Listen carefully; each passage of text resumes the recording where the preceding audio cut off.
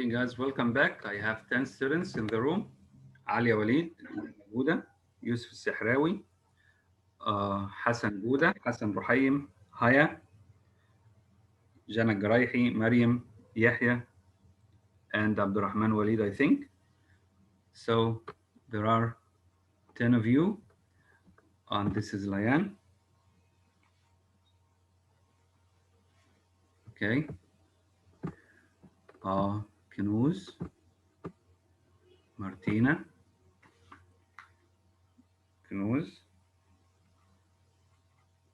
Martina, Tadrus, Progress. Yusuf Awad,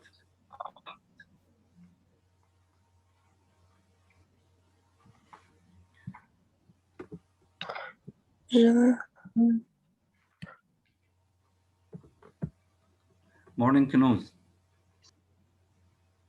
Kenuz, good morning. Good morning, Mr. Ibrahim. Good morning, Jana Osman. Okay. So, guys, I repeat what I said in the first session because some people didn't join us in the first session.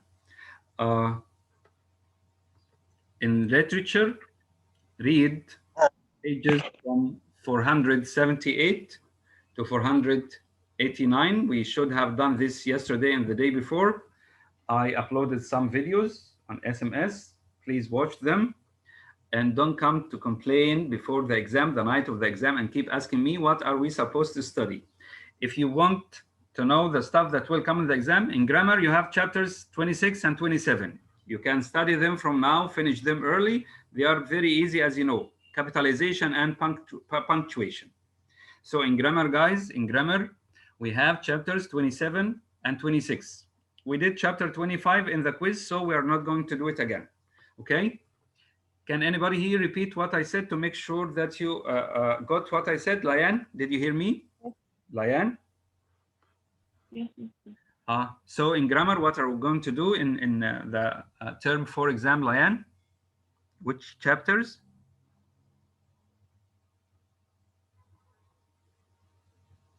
Layan? Is there a problem with your mic or something? Mr. Asking, can you repeat it again? I can't hear you. The question is, or I was saying that, Layan, in grammar, in term 4, we are going to do chapters 26 and 27. Got it? Yes. Grammar 26 and 27. In this term, we studied 3 chapters, 5, 6, and 7, 25, 26, and 27. We did 25 for the quiz, so we're not going to do it, okay, in the test or the final test, the final exam. So in grammar, again, we have 25, 26, and 27. Chapters, 2 chapters only, 26 and 27. Capitalization and punctuation. As for the novel, part 10 and the epilogue. As for the novel, we're going to do part 10 and the epilogue. I'd like to welcome Yasmin Said and Boghdadi. Boghdadi and Yasmin Said. Sorry, Boghdadi, can you hear me? Boghdadi? Yes. I warned you that if I call your name 3 times and you don't answer, I'll kick you out of the room. So it was you. I'm so sorry. You are a good man. So sorry. But I called your name 3 times. You didn't answer. Okay. Are you angry with me? ده مستر عادي ما فيهاش حاجة بس أنا رحت 5 دقايق أجيب حاجة سامحني. إيه؟ Okay, no problem. But I called your name and I call your names and nobody answers me. Okay. So, Boghdadi, we're saying that in this term, we're going to do chapters 26 and 27 in grammar. And in the novel, part 10 and the epilogue. Okay? Okay, guys?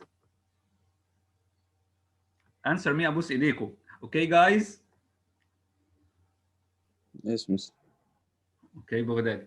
Right. In literature, we start in or with page 478. 478. We did from 478.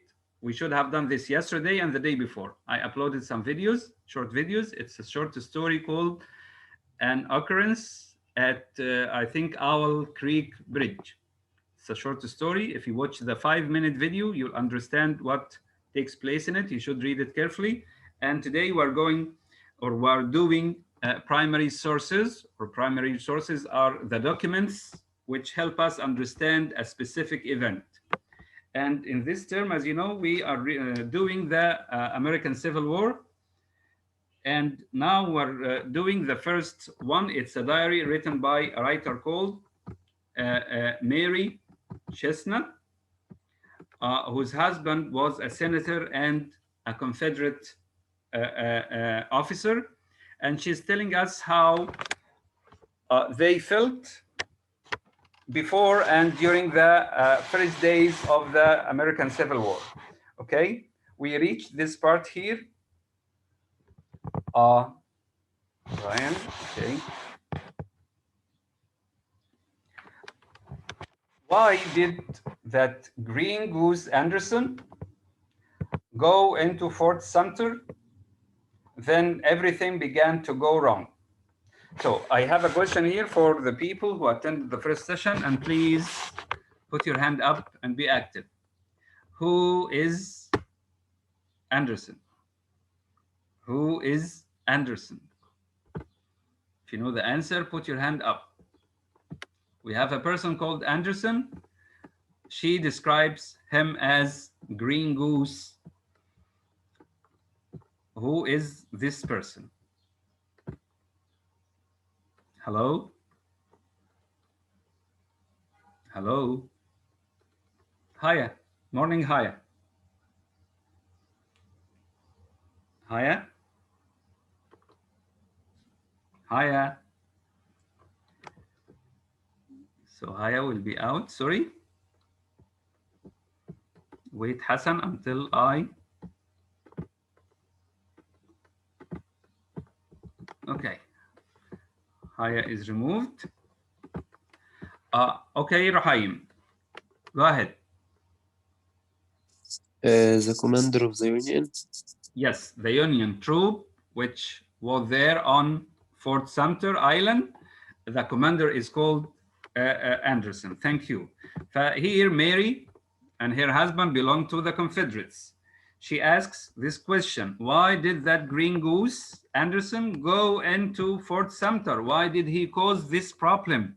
Okay, this will start a war. Then everything began to go wrong. And from the moment Anderson and the 85 soldiers with him, again, guys, there were 86 people on Sumter Fort, or Fort Sumter. They belonged to the Union. 85 soldiers and their commander, Mr. Anderson. She asks here, why did this Green Goose go into Fort Sumter? From the moment he went there, everything began to go wrong. Now they have intercepted. Remember when I said Ruhaim intercepted my letter to Hassan Gouda? Intercepted means seized or captured or stopped it from arriving to the place it's sent to, on its way from one place to place. So now they have intercepted a letter from him, from Anderson, urging them to let him surrender. He paints the horrors likely to ensue if they will not. He wants them to surrender. He ought to have thought of all that before he put his head in the hole. She says that he is putting himself in a danger or a dangerous situation, in a dangerous situation, sorry. April 12th. Remember, we have the first entry of the diary was April 7th, about 5 or 6 days before the start of the war. And this is April 12th, 1861, the very day on which the American Civil War started. April 12th, 4:30 a.m. in the early morning, April 12th, 1861. Anderson will not capitulate. He will not surrender, she says. Yesterday was the merriest, the happiest, maddest dinner we have had yet. As you know, Mary Chestnut belonged to the aristocrats. They used, when we describe their social life, they used to talk about their dinners and the dinner they hold and invite other rich people and so on. So yesterday was the merriest, maddest dinner we have had yet. Men were more audaciously, wise, and witty. We had an unspoken foreboding it was to be our last pleasant meeting before the war, because the war was very near. So they thought that, or we felt that it was the last pleasant meeting. Mr. Miles dined with us today. Mrs. Henry King, don't care about these names, rushed in. The news, she said, the news, I come for the latest news. All of the men of the King family, her family, are on the island. She was proud to say that. All the men of her family were on the island, Fort Sumter Island, fighting the Union troops, and she was proud of that. While she was here, Mrs. King, our peace negotiator or envoy came in. The negotiator is her husband. Mr. Chestnut returned. His interview with Colonel Anderson, the commander, as Ruhaim said, the commander of the Union troops on the island, had been deeply interesting, but was not inclined to be communicative.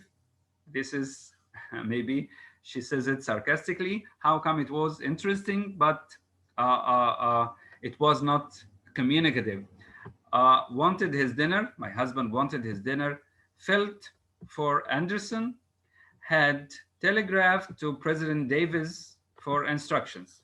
So President Davis, remember Jefferson Davis, as Hala said, the president of the Confederacy. Abraham Lincoln, the president of the Union. So Anderson, Mary's husband, came back from the negotiations with Mr. Anderson and telegraphed, sent a message to the president of the Confederacy, Jefferson Davis, asking him for instructions. What answer to give Anderson? He has gone back to Fort Sumter with additional instructions. What did Davis tell him? Can you guess, guys, what President Davis, what instructions did President Davis give him at that time? Can anybody guess?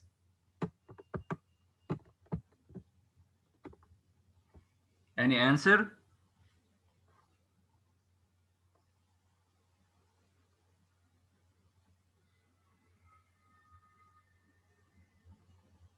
Hello? Jana Garahi, can you hear me? Jana Walid Garaihi? Jana?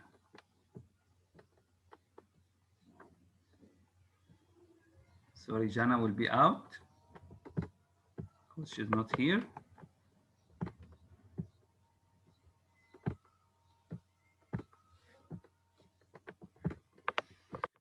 Guys, if you have any problem with your mics, fix them, please. You have many devices at home. The mic is not a plausible reason not to answer me. I'm sorry.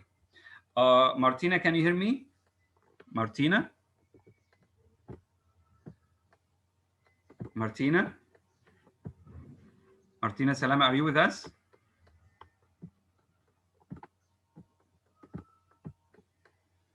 Martina?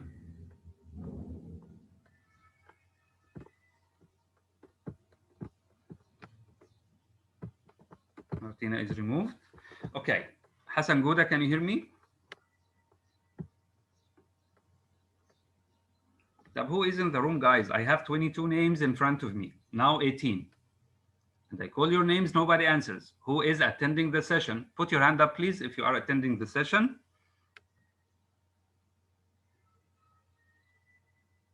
Yusuf, Yasin, Kunuz, Walid, Yasmin. These are the 5 people who are paying attention. Other people join after the others, tell them to join. Okay, I have a question here. Mr. Chestnut went to Anderson to negotiate with him about his surrender. Anderson gave him an answer. He refused. Chestnut sent a message to his president, Jefferson Davis, asking him for instructions. Mr. Davis told him to do something. Can you guess what this thing is? Can you guess what president, the president of the Confederacy at that time, Davis, tell Mr. Chestnut to do? Right. Let's complete. What answer to give Anderson? He has gone back to Fort Sumter with additional instructions. What these additional instructions are, we're not sure. When they were about to leave the wharf, the port or the harbor, A.H. Bacon sprang into the boat in great excitement, thought himself ill-used, a likelihood of fighting, and he to be left behind. So looks like the orders were to attack. I do not pretend to go to sleep. This is Mary talking about herself. How can I? If Anderson, for the third or the fourth or the 10th time, the commander of the Union troops on Fort Sumter Island, does not accept terms. Anderson doesn't want to surrender. At 4 in the morning, the orders are, he shall be fired upon. The Confederates will attack. I count 4 St. Michael chimes. The church has maybe a clock, and the chimes of the clock, 10, 10, 10, 10. It was 4. I begin to hope at 4:30, 4:30 sharp, the heavy bombing of a cannon. There was a cannon bomb. War started. The first bullet was shot at 4:30 that day. I sprang out of bed and on my knees, prostrate, I prayed as I never prayed before. There was a sound of stir all over the house. Where were the people at the house going? As we said before, clambering the roofs or the rooftops, pattering of feet in the corridor. All seemed hurrying one way. Where? To the roof. I put on my double gown and the shawl and went to, it was to the housetop. All the people at the house went to the housetop to see what was happening in or at Fort Sumter. The shells were bursting. In the dark, I heard a man say, waste of ammunition. A man said, waste of ammunition. Maybe he wasn't satisfied with the beginning of the war or attacking the Union troops. I knew my husband was rowing about in a boat somewhere in that dark bay. Mary says about her husband, Colonel Chestnut. She says he was rowing a boat in the harbor, okay, that way, and shells were roofing it over. Shells were going over his head, bursting toward the Fort Sumter. If Anderson was obstinate, Anderson, the Union commander, if he was stubborn, he was to order the forts on our side to open fire. And this is what he did. He was obstinate and they opened fire at him.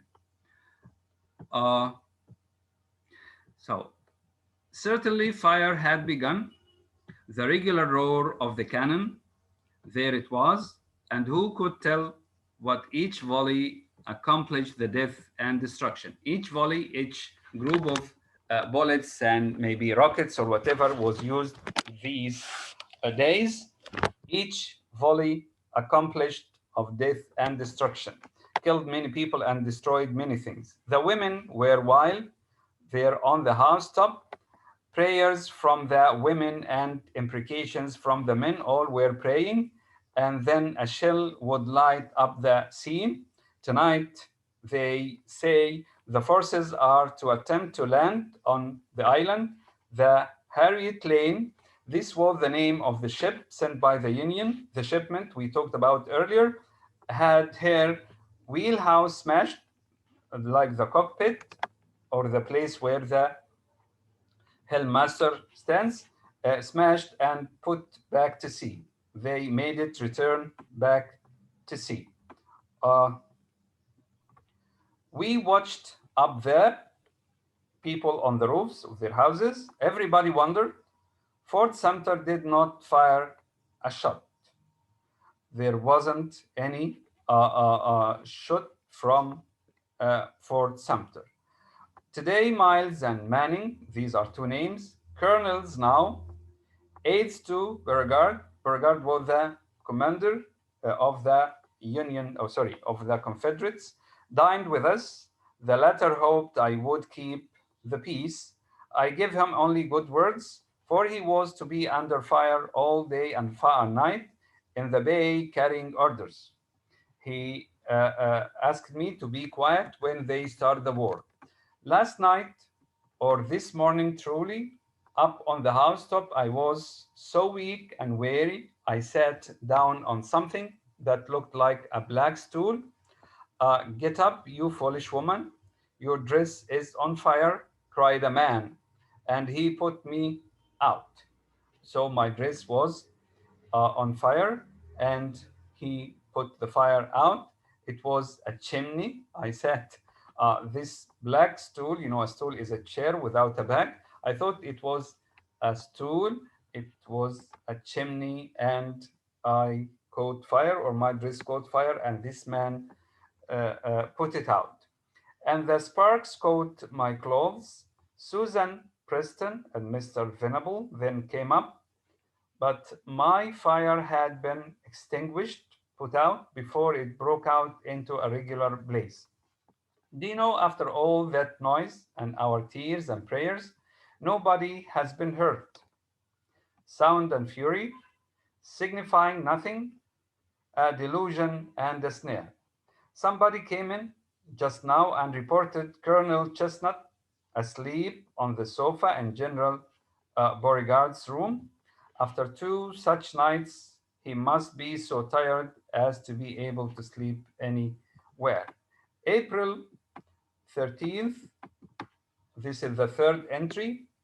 The first entry was April 7th, if you remember. The second entry was April 12th, and this is the third, and I think the one before the last entry. Nobody hurt, after all. How gay, gay here means happy, we were last night. Reaction after the dread of all the slaughter, we thought those dreadful cannons were making such a noise in doing. When we first heard the noise of the cannons and the fire in the sky, we thought that a large number of people, a large mass of destruction was caused, but nobody was killed or hurt. Not even a battery, the worse for where. For Sumter has been on fire. He has not yet silenced any of our guns.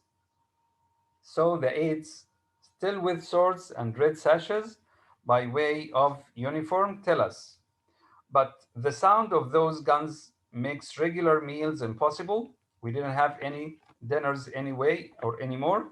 None of us go to table, but tea trays pervade the corridors, going everywhere. Some of the anxious hearts lie on their beds and moan in solitary misery. Mrs. Wigfall and I solace ourselves, comforted ourselves with tea in my room. These women have all a satisfying faith. April 15th, 1861, I did not know that one could live such days of excitement. They called, come out, there is a crowd coming, a mob indeed, but it was headed by Colonels Chestnut, my husband, and Manning. The crowd was shouting and showing these two as messengers of good news. They were escorted to Beauregard's headquarters. Fort Sumter had surrendered. So Colonel Chestnut and Colonel Manning came to tell Mr. Beauregard that the Union troops surrendered. Those up on the housetop shouted to us, the fort is on fire. That had been the story once or twice before. So the fort was on fire for the third time, the second time or the third time, she says. When we had calmed down, Colonel Chestnut, who had taken it all quietly enough, if anything, more unruffled than usual in his serenity, told us how the surrender came about. Wigfall was with them on Morris Island. When he saw the fire in the fort, jumped in a little boat, and with his handkerchief has a white flag, rowed over to Fort Sumter. Wigfall went in through a porthole. When Colonel Chestnut arrived shortly after and was received by the regular entrance, Colonel Anderson told him he had need to pick his way warily, for it was all as far as I can make out. This is Mary speaking.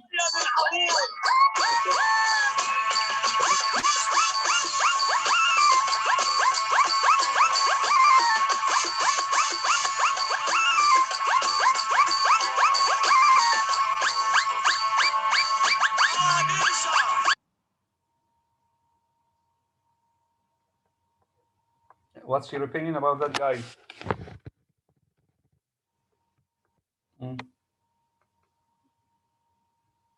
Bohdari. Bohdari. Yes, Mr. What's with his name? What's wrong? I don't know. This music was with your name from your mobile or your whatever. لا مستر كنت في المايك والله. طيب هنبدأ في الحاجات دي. Okay guys. طب do you know who did this? Of course you'll answer negatively. والله ما عارف مستر. انا يعني الكلام ده مضايقني وهيبقى على دماغكم، بقول لكم يعني لو في حاجه فبليز don't do this again. Please. Those up on the household shouted to us. We reached this point, sorry. As far as I can make out, the fort surrendered to Wigfall, but it is all confusion. Our flag is flying there on the island now. Fire engines have been sent to put out the fire. Everybody tells you half of something and then rushes off to tell something else.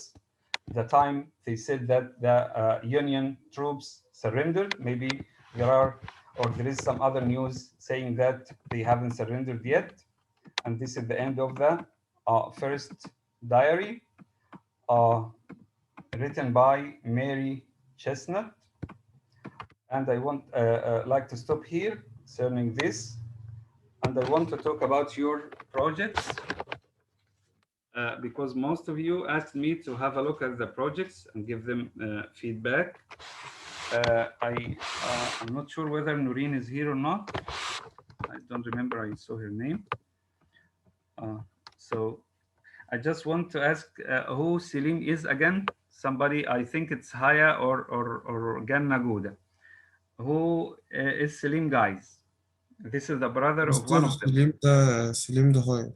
Haya? Okay. Thank you, Wali. So Haya did it. Yasmin Said. Yasmin Said, can you hear me? Yasmin? Yes, sir. You haven't finished your project and it was due last Thursday, right? لا خلصته. I checked yesterday. So you finished it yesterday only, right? Because I checked it yesterday. لا الفترة الجاية خلصته في يومها. Okay, so you did it. Thank you. Noreen, if you can contact Noreen, please, anybody tell her that her project is 4 panels only. Maybe she did something else or sent it to me via messenger, but I'm not sure. Ask her to contact me if you can, please. Osama, yours is 3 panels only. Osama Darwish. Osama Mishina.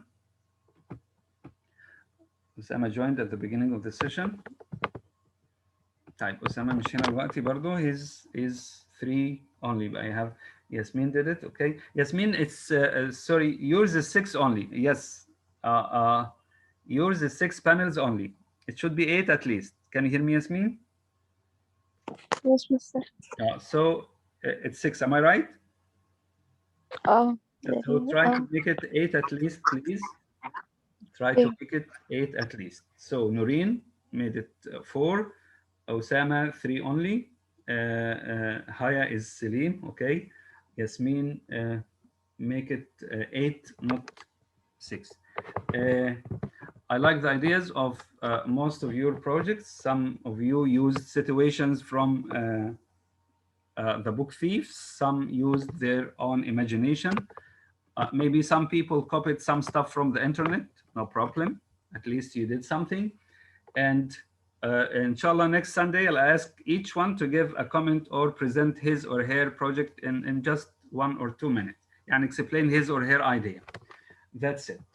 So guys, I want to wrap up what I have said.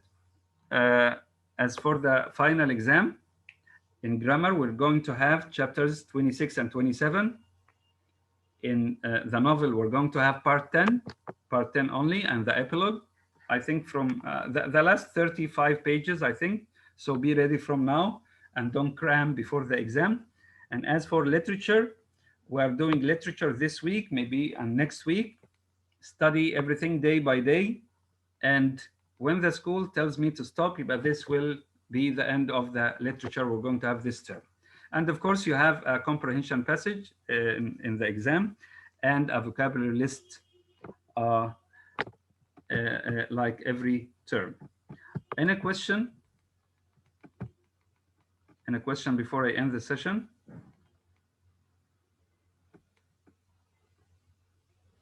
So no questions? Thank you. You can leave the room.